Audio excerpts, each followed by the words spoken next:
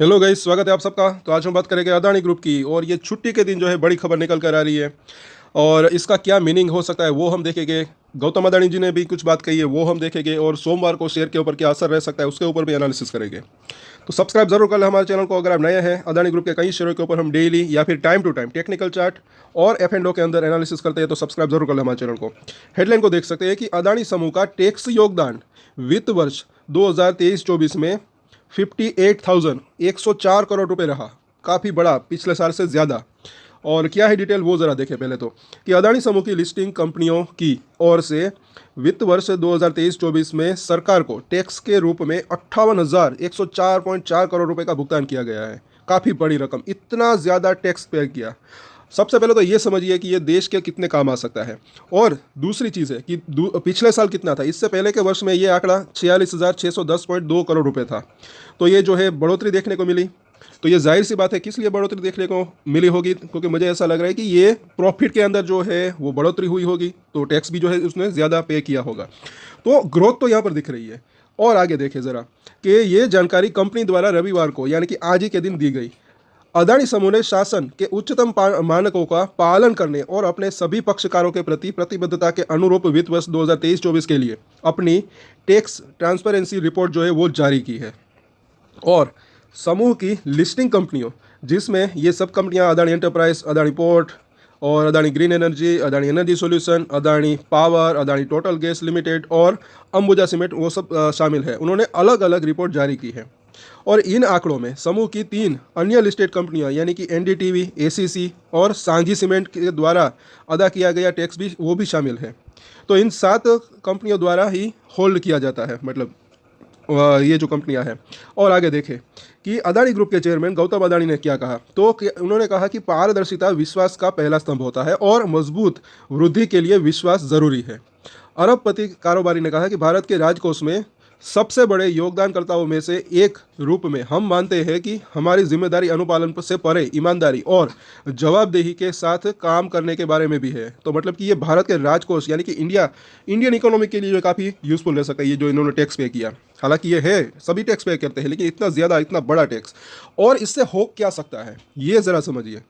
तो इससे जो मतलब कि ये टैक्स जो है ट्रांसपेरेंसी है, ये टैक्स पे कर दिया क्लियरली अगर बात करें, वैसे सभी भरते हैं, लेकिन अब आगे क्या है कि जो मुझे ऐसा लग रहा है कि जो बड़े निवेशक होते हैं उनका भरोसा जो है वो बढ़ सकता है।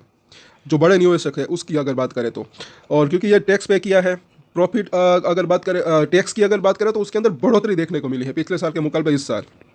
और आगे देखें तो हमारे द्वारा देश के वित्त में योगदान किया गया प्रत्येक रुपया पारदर्शिता और सुशासन के प्रति हमारी प्रतिबद्धता को दर्शाता है। और गौतम अदानी ने कहा कि इन रिपोर्टों को स्वेच्छा से जनता के साथ साझा करके हमारा लक्ष्य पक्षकारों के विश्वास को बढ़ा देना है। ये ज़रा देखें, अभी अभी मैंने कहा कि विश्वास को बढ़ा देना है और जिम्मेदार कॉरपोरेट आचरण के लिए जो है के लिए नए मानक स्थापित करना है। Tax transparency reports Adani group द्वारा किए गए ग्लोबल टैक्स और अन्य योगदान के बारे में पूरी जानकारी उपलब्ध कराती है। इस स्वैच्छिक पहल के माध्यम से समूह का लक्ष्य जो है वो पारदर्शिता के प्रति अपनी प्रतिबद्धता प्रदर्शित करना है और पक्षकारों के विश्वास को बढ़ावा देना और अधिक जवाबदेह ग्लोबल टैक्स वातावरण में योगदान करना है। सो ये जो है इसकी पूरी की पूरी रिपोर्ट है। अब बात करते हैं शेयरों की। तो शेयर के ऊपर जो है कल के दिन यानी कि सोमवार को देखिए इसका असर रह सकता है, नहीं पॉजिटिव इफेक्ट रह सकता है, नहीं। तो मुझे ऐसा लग रहा है कि अभी फिलहाल ऐसा नहीं लग रहा है, क्योंकि एक चीज़ है, कोई माने या न माने, देखिए मुझे क्या लग रहा है कि ये स्टॉक मार्केट है, ये हमारे हिसाब से नहीं चलती, ये मतलब कि अपने हिसाब से चलती है। मतलब कि टाइम टू टाइम अगर देखें तो वो उस हिसाब से चलती है। अभी क्या हो रहा है, अदानी ग्रुप की शेयरों की अगर बात करें तो वो जो स्टॉक मार्केट है उसका इफेक्ट इसके ऊपर पड़ रहा है। और कल ये हो सकता है क्योंकि यूएस मार्केट के अंदर जो है शुक्रवार को क्या हुआ था, अच्छी खासी गिरावट थी, तो कल के दिन निफ्टी भी जो है बाजार भी नीचे खुल सकता है। तो अदानी ग्रुप के शेयरों के अंदर भी कल गिरावट आने की संभावना रह सकती है बाजार के साथ साथ। हाँ, एक चीज़ है कि काफ़ी दिनों से बाजार के अंदर गिरावट आ रही है, तो कहीं ना कहीं ऐसा लग रहा है कि शॉर्ट टर्म की अगर बात करें तो एक बाउंस बैक की भी संभावना रह सकती है। अब ये बाउंस बैक कल आता है या परसों वो देखना बनता है। और खास करके ये अगर आपने देखा होगा ज़्यादा मिड कैप और स्मॉल कैप शेयर जो है वो ज़्यादा पिटे हैं इसके अंदर। बाकी निफ्टी 50 की बात करें वो शेयर तो जो है थोड़े बहुत ही गिरे हो गए, लेकिन मिड कैप स्मॉल कैप सिर्फ अदानी ग्रुप से शेयर नहीं, दूसरे शेयर को अगर आप देखेंगे तो अच्छी खासी उसकी भी पिटाई हो गई है।